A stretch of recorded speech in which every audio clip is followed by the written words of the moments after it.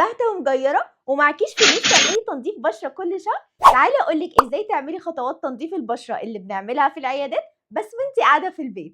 في العيادات تنظيف البشره بيبقى 3 خطوات، ولو اتعملت غلط ممكن تدمر بشرتك، خاصة الخطوة التانية. الخطوة الأولى وهي جلسة البخار عشان تشيلي الأتربة والزيوت المحبوسة تحت الجلد. طب لو أنا ما عنديش جهاز بخار، هاتي طبق فيه مية مغلية وهاتي غطا أو فوطة بحيث إن انت تغطي راسك بالطبق فالبخار يبقى مركز على وشك، وتفضلي كده لمدة 10 ل 25 دقيقة. افضلي كرري تحطي المية السخنة عشان تاخدي البخار اللي بيطلع منها لغاية ما تحسي ان بشرتك عرقت وطلعت كل الزيوت. بس 90% من الناس في الخطوة دي بيحصل لهم التهابات واحمرار شديدة جدا في بشرتهم، وده عشان هم مركزين بشرتهم على البخار من غير ما يبعدوا بشرتهم كل شوية عنه. الخطوة التانية وهو اننا نشيل الدهون والزيوت المسدودة تحت الجلد، خاصة مناطق الدقن والأنف وأي مكان تاني في البشرة، ودي بتبقى بأدوات زي إبرة المعدن أو السكرابر أو السكشن للرؤوس السوداء. بس دي فعلا أكتر خطوة خطر على بشرتك، عشان لو انت استخدمتي أي أداة من الأدوات اللي قلنا عليها دي وانت أصلا مش بتعرفي تستخدميها،